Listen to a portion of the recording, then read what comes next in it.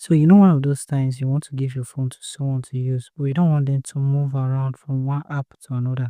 Let's say, for example, your child asks you for your device to watch YouTube and you want them to only remain on YouTube.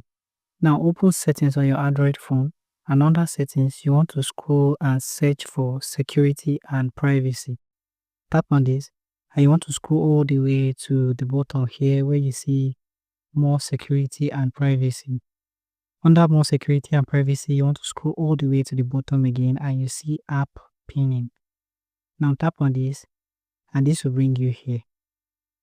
Now you can also get here in your settings when you tap in the search section and search for app pinning, and this will bring you here. Simply tap on app pinning, and on this page you want to enable use app pinning. So your personal data may be accessible, such as contacts and emails. Pin app may open all apps.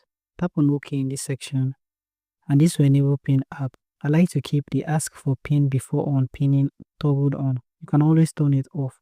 So depending on your Android phone, you'll get instruction on how it works. So for this phone, you need to turn on the app pinning, open overview, and then tap the app icon at the top of the screen, then tap pin.